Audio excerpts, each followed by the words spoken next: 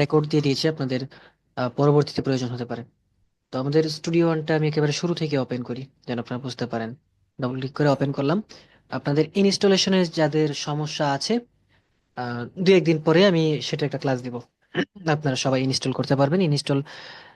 সবাইকে নিয়ে আর কি ইনস্টলের ব্যাপারটা দেখাই দিব, তাহলে আপনারা বুঝতে পারবেন যে ইনস্টলেশন জন্য বেশ কিছু ফরম্যাট থাকে, ইএক্সজি থাকে, ডিএলএল থাকে, যেন আপনারা যে কোনো সফটওয়্যার ইনস্টল দিতে পারেন সেই ব্যাপারটা দেখাই দিব আর কি। গলায় আমার এমনিতেই সমস্যা থাকে প্রচন্ড, আজকে আরো বেশি সমস্যা।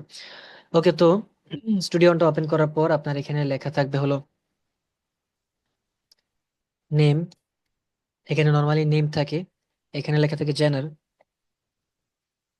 এরকম থাকে স্টুডিওটা। এখানে কোনো প্রজেক্ট থাকবে না আপনাদের, এখানে কোনো প্রজেক্টই থাকবে না। আমি কাজ করেছি এই জন্য আমার এখানে প্রজেক্ট গুলো আছে। ওকে, প্রথমে যদি আমি এখানে দেখি আর্টিস্ট প্রোফাইল, মানে আপনার প্রোফাইলটা এখান থেকে আপনি সেট করতে পারেন। এখানে থ্রি ডটে যদি যান, আপনার ড্রাইভ থেকে যে কোনো একটা পিকচার দিতে পারেন আপনি। আপনার নিজের পিকচার দিতে পারেন, অথবা আপনার যে রেকর্ডিং স্টুডিওটা আছে সেটার লোগো দিতে পারেন, এটসেট্রা, যে কোনো কিছু দিতে পারেন এখানে। তারপর নিচে হলো নেম, এখানে আপনার নাম দিতে পারেন। আমার নাম যদি আমি দেই, ওকে, সরি কি লিখলাম এটা। এটা হলো এটা হলো আমার নামটা দিলাম আমি। আর জেনার, এখানে আপনি কি নিয়ে কাজ করছেন, ইসলামিক নাশিদ নাকি মিউজিক, কি নিয়ে কাজ করছেন সেটা আপনি দিতে পারেন। যারা নাশিদ নিয়ে কাজ করেন তারা নাশিদ দিতে পারেন, যারা মিউজিক নিয়ে কাজ করবেন, তো যেহেতু আমি নাশিদের কোর্স করেছি নাশিদই দিলাম। মিউজিক্যাল লিখতে পারেন যারা করতে পারেন। আর এখানে হলো আপনার ওয়েবসাইট, আপনার ওয়েবসাইটের লিংক এখানে দিতে পারেন। এখান থেকে লিংকটা পেস্ট করে দিতে পারেন। এটা লিখবেন, এখানে লিংকটা পেস্ট করে দিতে পারেন। আমি এটা হলো জুমের লিংকটা, তো এখানে ভাই আপনার লিংকটা একটা পেস্ট কথা, করতে পারেন। কথাটা হচ্ছে ওই যে আমার এখানে ইয়াটা হয়েছে, এখন আমি কি করবো এখান থেকে? আচ্ছা, এটা ক্লাসের পরে দেখলেও হবে, সমস্যা নেই, আপাতত এটা বাদ দেন। আচ্ছা ঠিক আছে। হ্যাঁ, ওকে। এখানে আপনার চ্যানেলটা দিতে পারেন, ওয়েবসাইট দিতে পারেন, এবং এখান থেকে আপনার অডিওটা সেটিং করতে পারেন আর কি। এখান থেকে এখানে সেকশন টাইম তাহলে পুরোপুরি চলে যায়। এখানে যদি আপনি যান, প্রথমে দেখতে পারবেন যে জেনারেল লেখা আছে, হ্যাঁ। জেনারেল, এখান থেকে ল্যাঙ্গুয়েজটা আপনার দিতে পারেন, যে কোনো ল্যাঙ্গুয়েজ দিতে পারেন। এবং এইগুলো বেশি একটা প্রয়োজন পড়ে না। চেক ফর আপডেট এটা ডিসেবল রাখবেন। আপডেট দরকার পড়লে আপনারা সরাসরি ডাউনলোড দিয়ে রাখবেন আর কি।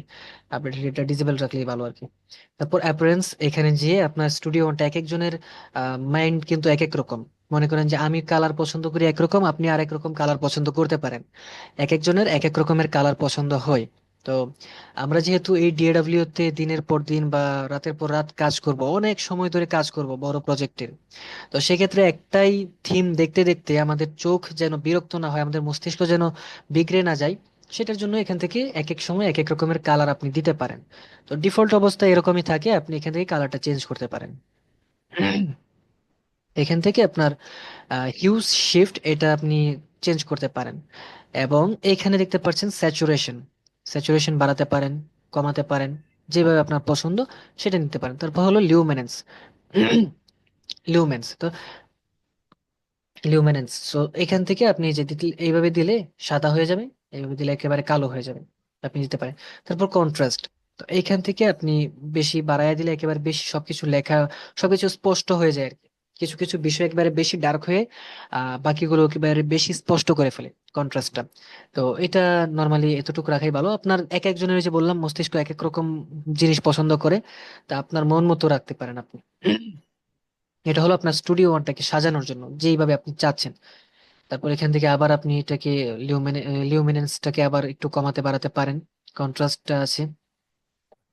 এবং এখানে যে আমি কাজটা করলাম, এটা কিন্তু ডিফল্ট না। এটা কিন্তু আগে যেরকম স্টুডিওটা ছিল সেখান থেকে আমি একটু নিজের মতো করে কাস্টমাইজেশন করলাম। তো এইটাকেই যেন আমরা আবার কাজ করতে না হয়, এখন তো অ্যাপ্লাই দিলে এটা হয়ে যাবে। ওকে, যে কোনো সময় যে কোনো সময় স্টুডিওটা ওপেন করলে আমাদের এরকমই আসবে, কিন্তু যখন আমরা এটা চেঞ্জ করে অন্য কিছু একটা দিলাম, মনে করেন যে আমি এখানে লোড প্রিসেট থেকে একটা দিয়ে দিলাম, এরকমটা দিলাম, কিন্তু আগে যে আমি প্রিসেটটা দিয়েছিলাম, যে প্রিসেটের মতো প্রিসেটটা আমি বানিয়েছিলাম, সেই প্রিসেটটা যেন বারবার বানাতে না হয় সেজন্য ওই প্রিসেটটাকে আমরা কিন্তু সেভ করে রাখতে পারি। রাইট? তো সেভ করে রাখার জন্য আমরা আবার এটাকে বানাই একটু, কন্ট্রাস্টটা বানাই দিই, হ্যাঁ। তো এইটাকে আমরা সেভ করে রাখার জন্য আমরা এখানে যেতে পারি স্টোর প্রিসেট। এখানে গেলে আমাদের একটা নাম দিতে পারি, আমাদের এই প্রিসেটটার নাম দিতে পারবো। তো আমরা কি নাম দিব, এটা যেটা আছে এটাই থাক নাম। আপনি যে কোনো একটা নাম, আপনার পছন্দের ফেভারিট নাম দিতে পারেন, বা যে কোনো কিছু নাম দিতে পারেন আর কি। না, আমি এই নামটাই দিলাম, ওকে দিলাম। তখন আমাদের এই যে প্রিসেটটা সেভ করলাম, এই প্রিসেটটা আবার সেভ হয়েছে কোথায়, কেউ কি বলতে পারবেন? সমস্যা নেই, আপনাদের প্রশ্ন এখানে আজকে এই প্রশ্ন শুরু না করি, পরবর্তীতে আমার ক্লাসের যে বিষয়টা সেটা আমি প্রশ্ন করে করে আর কি যাই। ওই শাহরিয়া ভাই আগে ক্লাস করেছে, উনি জানে। প্রশ্ন করলে ব্যাপারটা হলো আপনাদের মনোযোগও বেশি থাকবে, এবং আপনি বুঝতে পারছেন কিনা সেটাও আমি বুঝতে পারবো, এবং আপনার সাথে আমার কানেকশনটা স্ট্রং হবে। তো যদি মনে করেন যে আপনি ঘুমিয়ে আছেন, আমি একভাবে কথা বলে যাচ্ছি তো যাচ্ছি, তো এইভাবে আর কি ক্লাসে মজা নাই। এই জন্য আমি প্রশ্ন করি, তো এই আজকে প্রিসেট থেকে তো প্রশ্ন ভাই আপনার। এটা আপনার এই সফটওয়্যারের মধ্যেই সেভ হয়ে থাকবে, তাই না? সফটওয়্যারে সেভ হবে না, এই সফটওয়্যার একটা লোকেশন আছে। তো লোকেশনটা যদি আমি এখানে যাই, এখানে কি বলছে, you have made change to this setup, do you want to apply the change. হ্যাঁ, মানে আমি যে চেঞ্জটা করেছি সেটা কি সেভ করতে চাই নাকি সেভ করতে চাই না, তো আমি সেভ করতে চাই এখন আপাতত, সে ওকে দিলাম। তো আমি যেটা দেখাতে চাচ্ছিলাম, অ্যাপারেন্সে আমি যেই স্টোর প্রিসেট করে আমার এই নামে যেই প্রিসেটটা আমি সেভ করলাম, সেটা কোন লোকেশনে গেছে সেটা আমি দেখার জন্য এখানে লোকেশনে যাব। এই যে দেখেন, দেখা আছে C drive, user, Dell, documents, studio one. এখানে আমার প্রত্যেকটা স্টুডিও ওয়ানে যাই কাজ করি, প্রত্যেকটা ফাইল আমাদের আহ, এই লোকেশনে সেভ হচ্ছে। আমি প্রজেক্টের কথা বলি, বা আমার প্রিসেটের কথা বলি, যে কোনো কিছু ডিফল্ট অবস্থায় এইখানেই সবকিছু সেভ হচ্ছে, কিন্তু আমি চেঞ্জ করতে পারবো। এখান থেকে ডিফল্টটাও আমি চেঞ্জ করতে পারবো, এবং প্রতিটা প্রজেক্ট ওপেন করার সময় সেখান থেকেও আমি চেঞ্জ করতে পারবো, সেটা আপনার প্রজেক্ট ওপেন করার সময় দেখতে পারবো। কিন্তু নর্মালি আমাদের এই লোকেশনে যে সবকিছু সেভ হচ্ছে। ওকে। তো অ্যাপারেন্স এর ব্যাপারটা গেল। এখন নিচে যদি আমি এখানে দেখি প্লাগইনস, প্লাগইনসটা কালার এখানে দিতে পারি, যে প্লাগইনসটা যখন আমরা ওপেন করব সেই প্লাগইনসটা কি ডার্ক অবস্থায় থাকবে নাকি লাইট অবস্থায় থাকবে। ডার্ক মানে কালো হয়ে থাকবে, লাইট মানে একটু ফর্সা হয়ে থাকবে আর কি, সাদা হয়ে থাকবে। তো এখানে কালার দেওয়া থাকে, এটাই আমি সবসময় রাখি, আপনারা চেঞ্জ করতে পারেন, প্রত্যেকটা বিষয় আপনার মনের মতো চেঞ্জ করতে পারেন। তারপর স্কোর এখানে ডার্ক বা লাইট দিতে পারেন, আপনার ব্যক্তিগত ব্যাপার। তো আমাদের যে প্রজেক্ট, আমাদের যে প্রিসেট গুলো এখানে সেভ করছি, প্রত্যেকটা প্রিসেট আবার এখানে পেয়ে যাবো আমরা, এখানে পেয়ে যাবো। তো আমি যে প্রিসেটটা সেভ করেছি সেটা দেখি তো এখানে কোথায় আছে। কোনো না কোনো এক জায়গায় আছে, এই যে এটা সেভ করেছি আমরা। হ্যাঁ, এটা তো আমি যদি এটা অন্য একটা দিলাম, এই যে দেখেন আমি কিন্তু এখন এটা অন্য একটা দিয়েছি, ডার্ক দিলাম, ডিফল্ট, ডিফল্ট অবস্থায় এরকম থাকে, ডিফল্টটা দিলাম।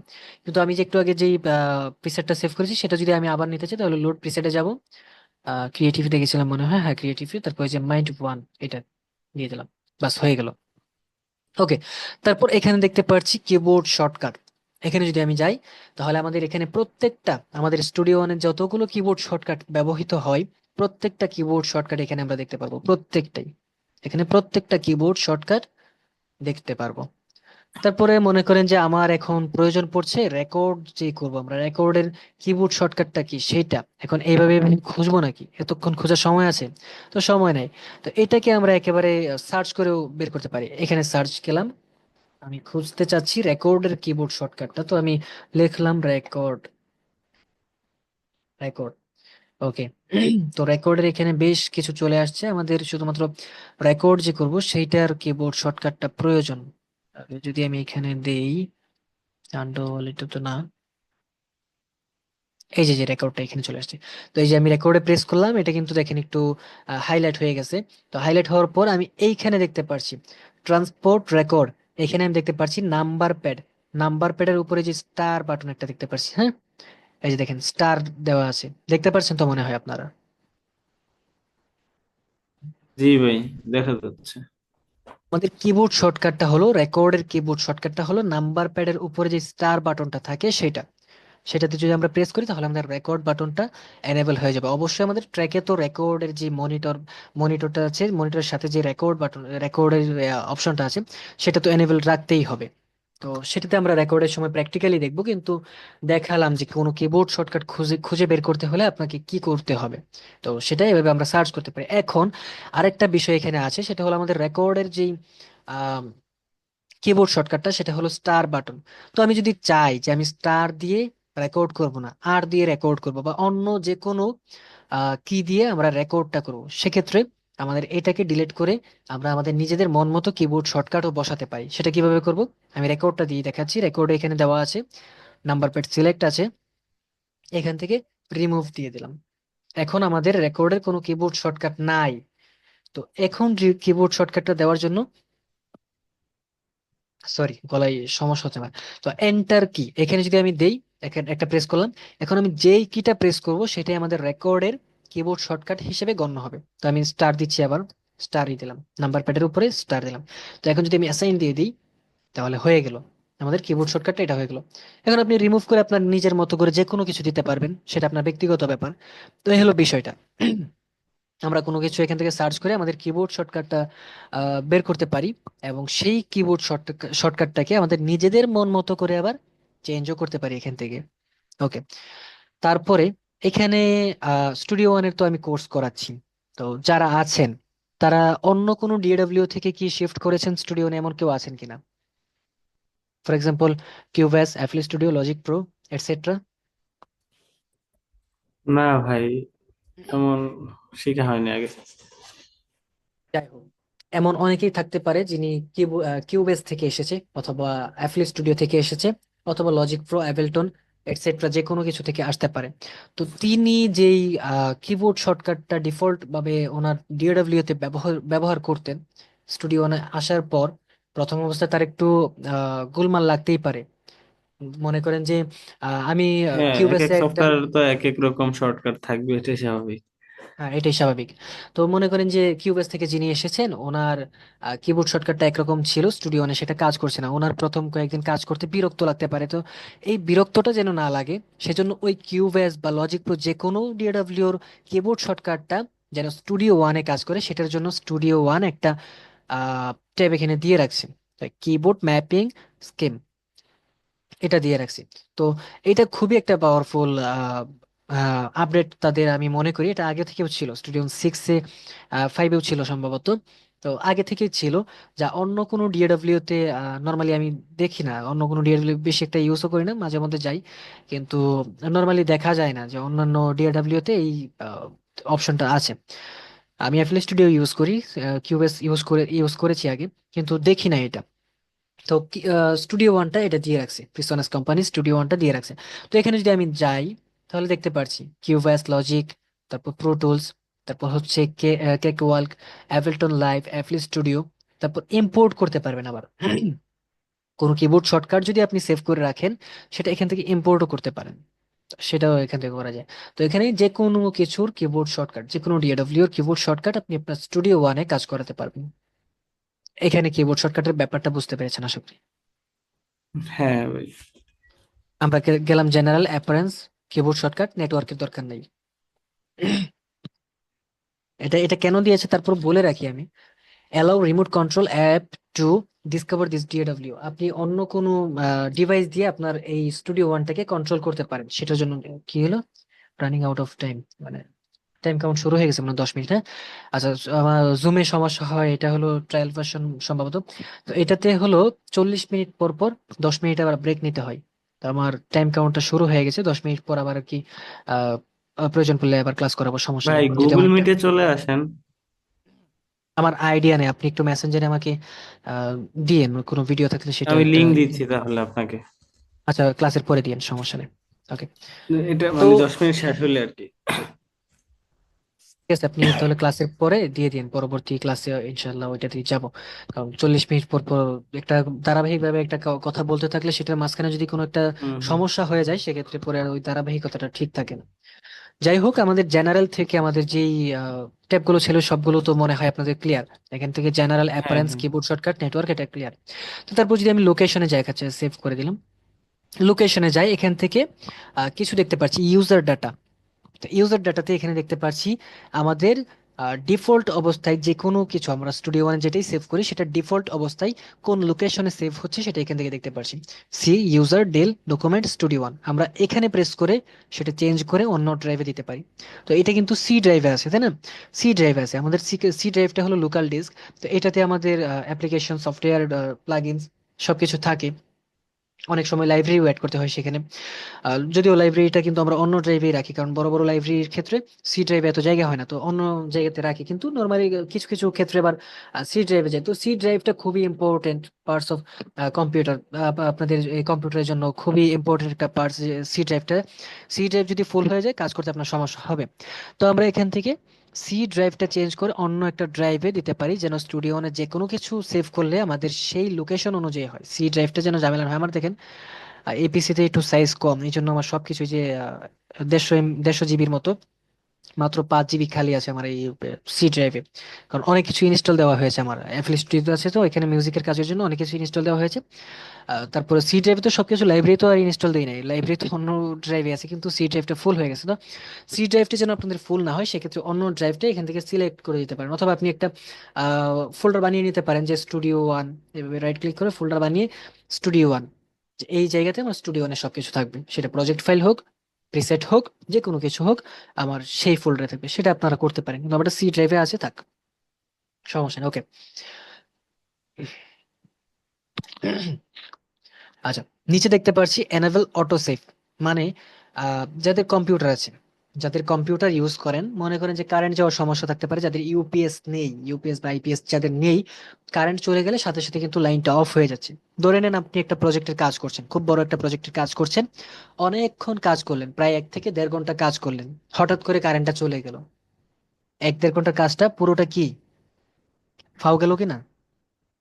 হ্যাঁ, কারেন্ট চলে গেলে তো পিসি অফ হয়ে যাবে। যদি আপনার আইপিএস বা ইউপিএস না থাকে, সেভ করার সময়টা না পান, দাপ করে কারেন্টটা চলে গেল, আপনার সমস্যা হয়ে গেল একটা। তো এই সমস্যাটা যেন না হয় সেই জন্য স্টুডিও এখানে একটা অপশন দিয়ে রাখছে, এনেবল অটো সেভ 5 মিনিট। আপনি এটা চেঞ্জ করে দিতে পারেন, যে কোনো টাইম দিতে পারেন। তো এটা দিলে কি, এটা এনেবল দিলে কি হবে আপনার, এটা এনেবল দিলে হবে আপনার পিসিটা, আপনি যে প্রজেক্টের কাজ করছেন সেটা অটোমেটিক্যালি 5 মিনিট পর পর সেভ হবে। তারপর আপনি স্টুডিও ক্লোজ করার পর আপনাকে বলবে যে এই যে এতটুকু আমরা এই এই সময়ের ভিতরে আপনি কাজ করেছেন, এই সময়ের ভিতরে আমরা এইগুলো সেভ করেছি, আপনি কি এটা রাখতে চান নাকি রাখতে চান না।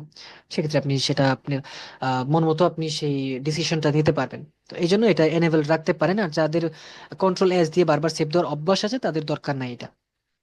এ হলো বিষয়।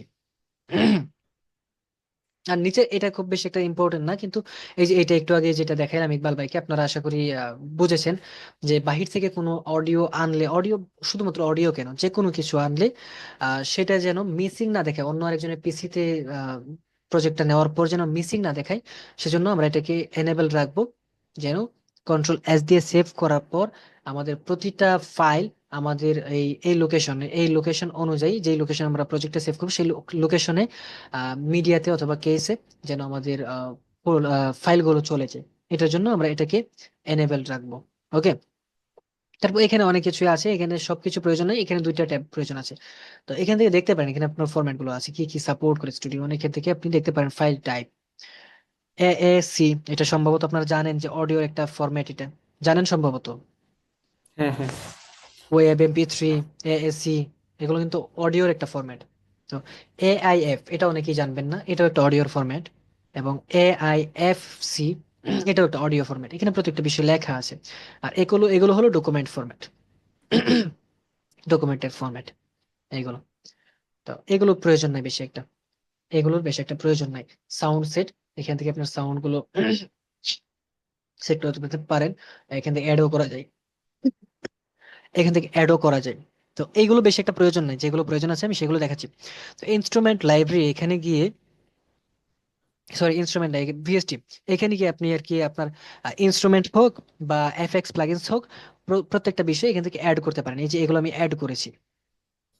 মনে করেন যে ভিএসটি 3 যেগুলো থাকে, ভিএসটি যেই প্লাগইনস এর ইয়াটা আছে, এটাও বেশি একটা লাগবে না যদি আপনার ভিএসটি 3 থাকে সবকিছু, কিন্তু সবসময় তো আপনি ভিএসটি 3 পাবেন না। ভিএসটি 3, তারপর ভিএসটি 2, এইগুলো সম্বন্ধে আপনাদের আইডিয়া আছে? না ভাই। আইডিয়া না থাকলে সমস্যা নাই, ভিএসটি 3টা অটোমেটিক্যালি যে কোনো ডিডব্লিউ নিয়ে নেয়। নিয়ে নেয়। আর যদি VST2 থাকে সেক্ষেত্রে কোনো DAW নিতে চায় না। সেজন্য আপনাদের লোকেশনটা, যেই লোকেশনে আপনাদের VST2টাকে ইনস্টল দিয়েছেন, ইনস্টলের সময় আমরা সেটা দেখব। যেই লোকেশনে আপনার VST2টা ইনস্টল দিয়েছেন সেই লোকেশনটা এখান থেকে দেখা দিতে হয়। ফর এক্সাম্পল আমি সি ড্রাইভে গেলাম, প্রোগ্রাম ফাইলে গেলাম, আমার VST এটা হলো, এখানে কোন লোকেশনে যাই, যে কোনো একটা লোকেশন আপনি স্ট্যান্ডবার্গ, এটা একটা প্লাগইনস, কিন্তু এটা টিভি প্রো অডিও DSEQ, এটা একটা প্লাগইনস, এটার কাজ আছে আপনাদের, এটা খুব বড় কাজ আছে। এই মনে করেন যে এই লোকেশনে আমি ইনস্টল দিয়েছি, সিলেক্ট দিয়ে দিলে, তারপর অ্যাপ্লাই দিলে ওইটা অটোমেটিক্যালি নিয়ে নেবে। ওকে, তারপর উপরে এখানে দেখতে পাচ্ছি স্ক্যান অ্যাট স্টার্টআপ, এটা দিলে কি হবে, আপনার স্টুডিও ওয়ান প্রতিবার যখনই আপনি ক্লোজ করার পর আবার ওপেন করবেন, প্রতিবারই আপনার প্রত্যেকটা প্লাগইনস, এফএক্স হোক বা ইনস্ট্রুমেন্ট হোক, প্রত্যেকটাই স্ক্যান করবে যে সবকিছু আসলে ঠিকঠাক আছে নাকি কোনো সমস্যা হলো। এতে আপনার কি হবে, যদি কোনো প্লাগইনস আপনার মিসবিহেভ করে, সেক্ষেত্রে আপনার স্টুডিওটা তখনই আপনাকে বলে দেবে যে আপনার এই প্লাগইনসটা মিসবিহেভ করছে, আপনার এই প্লাগইনসের সমস্যা আছে। সেক্ষেত্রে আপনি সেটার একটা পদক্ষেপ আপনি নিতে পারেন। আর যদি আপনি আহ, আহ, এটাকে ডিসেবল রাখেন, আপনার স্টুডিও ওয়ানটা খুব দ্রুত কিন্তু রান হবে। ক্লোজ করার পর আপনি যখন আবার স্টুডিও ওয়ানটা ওপেন করবেন, খুব দ্রুত আপনার স্টুডিও ওয়ানটা রান হবে। কিন্তু সমস্যাটা হবে যে আপনার কোনো প্লাগইনস যদি মিসিং থাকে, সেক্ষেত্রে আপনার স্টুডিও ওয়ানটা ধরতে পারবে না। বুঝতে পেরেছেন? হ্যাঁ, তো বুঝতে পারছি। এটাকে নর্মালি আপনি এনেবল রাখবেন, নর্মালি এনেবল রাখবেন। আর তারপর অডিও সেটআপ, অডিও সেটআপের ব্যাপারটা হলো, এখান থেকে আপনার ড্রাইভারটা দেখায় দিবেন, কোন ড্রাইভার দিয়ে আপনি ইনস্টল করছেন। আপনার সাউন্ড কার্ড থাকতে পারে, ওই যে শাহরিয়া ভাই একটু আগে যেটা দেখালো যে ওনার হলো ফোকাস রাইট, ওনার ড্রাইভারটা কিন্তু, ওনার সাউন্ড কার্ডটা কিন্তু এখানে এসেছিল, তাই না? শাহরিয়া ভাই হুম, এসেছিল হুম, না? আসছিল। এখানে আপনার সাউন্ড কার্ডটা বা অডিও ইন্টারফেসটা এখানে চলে আসবে, তো আপনি এখান থেকে দেখিয়ে দিবেন। তারপর কন্ট্রোল প্যানেলে গেলে এখানে দেখতে পারবেন যে লেটেন্সি, লেটেন্সিটার কি কাজ সেটা আমি বলে দিই। লেটেন্সি বলেন বা বাফার লেন্থ বলেন, এফএল স্টুডিওতে এটাকে বাফার লেন্থ বলে, বা অন্যান্য DAW তে বাফার লেন্থ বলে, বা লেটেন্সিও বলতে পারেন আপনি, সমস্যা নাই। গুড়িয়াগাড়ির কথা একই, যেরকম মেট্রোনম, BPM সব কিন্তু গুড়িয়াগাড়ির কথা একই। মেট্রোনমের মিনিং ফুল ফর্ম জানেন আপনারা? BPM এর ফুল ফর্ম জানেন? না ভাই, বিপিএন ফুল ফর্ম জানি না। বিট বিট পার মিনিট, যাই হোক, এগুলো পরে জানা যাবে। আর DAW এর মিনিং ফুল ফর্ম জানেন? DAW না, না, জানা নেই। এটাকে বলা হয় DAW বা ড, অনেকেই ড বলে, অনেকে DAW বলে। এটা হলো ডিজিটাল অডিও ওয়ার্ক স্টেশন। যদিও এটা বলার প্রয়োজন নেই, কিন্তু জানা থাকলে সমস্যা কি আপনার, জানা থাকলে তো সমস্যা হ্যাঁ, নেই যে সেটাই। DAW কি। DAW হলো DAW এর ফুল ফর্ম কি, এটা হলো digital audio work station. BPM কি, BPM টা হলো বিট পার মিনিট, মানে 1 মিনিটে কতগুলো বিট পার হচ্ছে সেটাকে আমাদের বলা, সেটা কাউন্ট করাকে আর কি আমাদের BPM বলা হচ্ছে। তো যাই হোক, এখানে যে লেটেন্সির কথাটা বলছিলাম, লেটেন্সি আপনি যত বাড়িয়ে দিবেন তত আপনার CPU তে লোড কম হবে। আমি একটু দেখি, 1 মিনিট সময় আছে, হ্যাঁ। লেটেন্সি, যাই হোক, 1 মিনিটে যতটুকু বোঝাতে পারি তো বোঝাতে পারলাম। লেটেন্সিটা আপনি যতটুকু বাড়িয়ে দিবেন আপনার CPU তে লোড তত কম পড়বে। কিন্তু আপনি বাহির থেকে কোনো মিডি যদি প্লে করেন বা মাইক্রোফোনের কোনো সাউন্ড যদি চান, সেটা একটু পরে আপনার